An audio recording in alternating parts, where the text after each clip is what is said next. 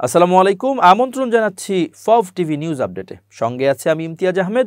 শুরুতেই সংবাদ শিরোনাম। ডেভিল হান্ট নিয়ে আজহারীর মন্তব্যে তোলপাড়, গাজীপুর সহ কি হচ্ছে সারা দেশে। বিএনপির নেতৃত্বে আসছে তারেক কন্যা জাইমা রহমান। হঠাৎ বাংলাদেশ ও পাকিস্তানকে কঠিন বিপদে ফেলল সৌদি। এবার বিস্তারিত। গাজীপুর সহ সারা দেশে সন্ত্রাসীদের আইনের আওতায় আনতে শুরু হতে যাওয়া অপারেশন ডেভিল হান্ট এর সফলতা কামনা করেছেন জনপ্রিয় ইসলামী বক্তা শায়েখ ডক্টর মিজানুর রহমান আজহারী। এ বিষয়ে শায়েখ ডক্টর মিজানুর রহমান আজহারী তার ভেরিফাইড ফেসবুকে প্রতিক্রিয়া জানিয়ে বলেন, অপারেশন ডেভিল হান্ট সফল হোক। স্বরাষ্ট্র মন্ত্রণালয়ের বিজ্ঞপ্তিতে বলা হয়, শুক্রবার 7 ফেব্রুয়ারি রাতে গাজীপুরে ছাত্র জনতার উপর সন্ত্রাসী আক্রমণের ঘটনায় শনিবার স্বরাষ্ট্র মন্ত্রণালয় আইনশৃঙ্খলা বাহিনীগুলোর সমন্বয়ে একটি সভা অনুষ্ঠিত হয়েছে। এতে বলা হয়, সবাই সংশ্লিষ্ট এলাকার আইনশৃঙ্খলা পরিস্থিতি স্বাভাবিক রাখার লক্ষ্যে ও সন্ত্রাসীদের আইনের আওতায় আনতে যৌথ বাহিনীর সমন্বয়ে অপারেশন ডেভিল হান্ট পরিচালনার সিদ্ধান্ত নেওয়া হয়েছে। শনিবার থেকে গাজীপুর সহ সারা দেশে এই অভিযান শুরু হয়। অপারেশন ডেভিল হান্টের ব্যাপারে রোববার প্রেস ব্রিফিংয়ের মাধ্যমে বিস্তারিত জানানো হয় বলে উল্লেখ করা হয়েছে ওই বিজ্ঞপ্তিতে। যারা দেশকে অস্থিতিশীল করার চেষ্টা করছে তাদের অপারেশন ডেভিল হান্টের আওতায় এনে গ্রেপ্তার করা হচ্ছে বলে জানিয়েছেন স্বরাষ্ট্র মন্ত্রণালয়ের সিনিয়র সচিব নাসিমুল গনি। রোববার স্বরাষ্ট্র মন্ত্রণালয়ের সম্মেলন কক্ষে অপারেশন ডেভিল হান্ট সম্পর্কে এক প্রেস ব্রিফিংয়ে তিনি এসব কথা বলেন। তিনি বলেন, দেশের সার্বিক পরিস্থিতি অস্থিতিশীল করার চেষ্টা করা হচ্ছে, সেটাকে স্বাভাবিক করতে এই অপারেশন চালানো হবে। সিনিয়র সচিব বলেন, 6 মাস আগে সরকার পরিবর্তনের মাধ্যমে দেশের আইনশৃঙ্খলার পরিস্থিতি নিয়ন্ত্রণে সারা দেশে সেনাবাহিনী মোতায়েন করা হয়। সে সময় আমাদের পুলিশ বাহিনীর বেশ কিছু ক্ষয়ক্ষতি হয়েছে, মানসিক দুর্বলতা রয়েছে এবং বেশ কিছু সমস্যা হয়েছে, অনেক থানা পোড়ানো ছিল। এসব কারণেই সেনাবাহিনী মোতায়েন করা হয়। এই পরিস্থিতিতে কাজ করতে গিয়ে আমরা অনেকগুলো পরিকল্পনা নিয়েছি, এর অনেকগুলো চলমান আছে এবং অনেকগুলো প্রয়োগ করতে যাচ্ছি। তার একটা অপারেশন ডেভিল হান্ট।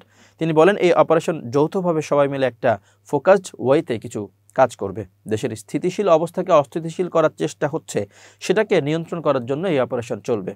এর জন্য আইনানুগ পদ্ধতিতে যেসব ব্যবস্থা নেওয়া দরকার সেটাই নেওয়া হবে। সেটার জন্য সব বাহিনীকে প্রস্তুত ও ব্রিফিং করা হয়েছে। একই সঙ্গে তাদের কাজ চলমান রয়েছে। সিনিয়র সচিব বলেন, আইন প্রয়োগের ক্ষেত্রে আগে যে আকারে আইন প্রয়োগ করা হতো আমরা সেভাবে হাঁটতে পারবো না। আইনের স্পিরিটে কাজটা করতে হবে। সেজন্য আইনের প্রয়োগের সঙ্গে যারা জড়িত সব স্টেক হোল্ডারদের একত্রিত হয়ে কিভাবে আইনটাকে প্রয়োগ করতে পারি সে বিষয় নিয়ে আলোচনা হচ্ছে। মার্কিন কংগ্রেসের আয়োজনে যুক্তরাষ্ট্রের ওয়াশিংটন ডিসিতে গত 5 ও 6 ফেব্রুয়ারি ন্যাশনাল প্রেয়ার ব্রেকফাস্ট অনুষ্ঠান হয়। সেখানে বিএনপির মহাসচিব মির্জা ফখরুল ইসলাম আলমগীর, স্থায়ী কমিটির সদস্য আমির খসরু মাহমুদ চৌধুরী এবং ভারপ্রাপ্ত চেয়ারম্যান তারেক রহমানের মেয়ে জাইমা রহমান অংশগ্রহণ করেন। জাইমা রহমান লন্ডন থেকে এবং মির্জা ফখরুল ও আমির খসরু ঢাকা থেকে যুক্তরাষ্ট্রে যান। রাজনীতি সংশ্লিষ্ট অনেকে মনে করেন ন্যাশনাল প্রেয়ার ব্রেকফাস্ট স্রেফ একটা ধর্মীয় অনুষ্ঠান হলেও তাতে রাজনীতি সংশ্লিষ্ট বিশ্ব নেতারা অংশগ্রহণ করে থাকেন। স্বয়ং যুক্তরাষ্ট্রের প্রেসিডেন্ট সেখানে উপস্থিত থাকেন। সুতরাং বিশ্ব নেতাদের উপস্থিতিতে এমন একটি অনুষ্ঠানে জাইমা রহমানের অংশগ্রহণ করা নিশ্চয়ই তাৎপর্যপূর্ণ। এমন প্রেক্ষাপটে ধারণা করা যায়, রাজনীতিতে যুক্ত হওয়ার আগে রাজনৈতিক পরিবেশের সঙ্গে ধাতস্থ করার জন্য ঐতিহ্যবাহী এই প্রাতরাশ অনুষ্ঠানে তাকে পাঠানো হয়েছে। আর এর মধ্য দিয়ে রাজনীতির প্রাথমিক সিঁড়িতে পা রেখেছেন তিনি। তবে জাইমা রহমানের রাজনীতিতে সম্পৃক্ত হওয়ার বিষয়টি এখনও কৌতূহলের পর্যায়ে রয়েছে বলে মনে করেন রাজনৈতিক বিশ্লেষকরা। এ প্রসঙ্গে ঢাকা বিশ্ববিদ্যালয়ের রাষ্ট্রবিজ্ঞান বিভাগের সহযোগী অধ্যাপক কাজী মোহাম্মদ মাহবুবুর রহমান গণমাধ্যমকে বলেন, বিষয়টা এখনও কৌতূহল পর্যায়ে আছে, কারণ জাইমা রহমানের রাজনীতিতে আসা নিয়ে বিএনপি এখনও কোনো ঘোষণা দেয়নি, কিংবা জাইমা রহমান নিজেও বলেননি তিনি রাজনীতিতে সক্রিয় হচ্ছেন। তবে জাইমা রহমানের যোগ্যতা, কার্যক্রম যদি দলের জন্য উপকারী হয়, দলকে আরও এগিয়ে নিয়ে যেতে পারে, সে অবস্থায় জিয়া পরিবারের উত্তরাধিকার হিসেবে ভবিষ্যতে তার দলে অন্তর্ভুক্ত হওয়ার, দলকে নেতৃত্ব দেওয়ার সুযোগ আছে। এটা দোষের কিছু না, কারণ ভারতীয় উপমহাদেশে পারিবারিক রাজনীতির ঐতিহ্য রয়েছে। তিনি আরও বলেন, অবশ্য আন্তর্জাতিক একটা অনুষ্ঠানে যোগ দেওয়ার মাধ্যমে জাইমা রহমান রাজনীতিতে সম্পৃক্ত হয়েছেন এমনটা বলা যাবে না। হয়তো বিএনপির ভারপ্রাপ্ত চেয়ারম্যান তারেক রহমানের ব্যস্ততার কারণে তার প্রতিনিধি হিসেবে যুক্তরাষ্ট্রের ন্যাশনাল প্রেয়ার ব্রেকফাস্টে অংশ নিয়েছেন জাইমা রহমান। তবে বিএনপি যে জাইমাকে প্রতিনিধিত্ব করতে সুযোগ দিয়েছে সেটা তার জন্য নিঃসন্দেহে বড় অর্জন। দলে তরুণদের প্রতিনিধি হিসেবে উনি সেখানে যেতেই পারেন। তাছাড়া বিএনপিতেও তরুণ নেতৃত্ব আসছে, সেদিক থেকে জাইমার অংশগ্রহণ একটা ভালো বিবেচনার বিষয় হয়েছে। কেননা তরুণরা কিভাবে ভাবছে, কি ভাবছে সেটাও গুরুত্বপূর্ণ। আর বিএনপিও যে তরুণদের প্রাধান্য দিচ্ছে জাইমার অংশগ্রহণের মধ্য দিয়ে, সেটাও প্রমাণিত হয়েছে। এটা অত্যন্ত গুরুত্বপূর্ণ। ঢাকা বিশ্ববিদ্যালয়ের রাষ্ট্রবিজ্ঞান বিভাগের অধ্যাপক ডক্টর সাব্বির আহমেদ বলেন, এ ধরনের আন্তর্জাতিক অনুষ্ঠানে যোগ দেওয়ার এটা ইঙ্গিত যে জাইমা রহমান রাজনীতিতে আসছেন, কারণ আমাদের দেশে পারিবারিক ধারায় রাজনীতিতে আসাটাই স্বাভাবিক। এটা বিএনপির জন্য এক ধরনের বার্তা। কাশ্মীরের আকাশে নতুন এক ছায়া।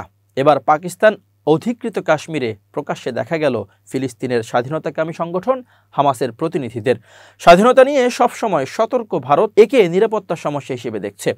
প্রথমবারের মতো কোনো হামাস প্রতিনিধি সেখানে উপস্থিত ছিলেন এবং তাদের অভ্যর্থনায় ব্যবহৃত হয় বিলাসবহুল গাড়ি, মোটরসাইকেল এবং ঘোড়সাওয়ার বাহিনী। 5 ফেব্রুয়ারি পাকিস্তানের কাশ্মীর সংহতি দিবসে রাওয়ালকোটের শহীদ সাবির স্টেডিয়ামে অনুষ্ঠিত হয় কাশ্মীর সংহতি ও হামাস অপারেশন আল আকসা ফ্লাড সম্মেলন। এই অনুষ্ঠানে উপস্থিত ছিলেন জইশ-ই মুহাম্মদের প্রধান মাসুদ আজহারের ভাই তালহা সাইফ।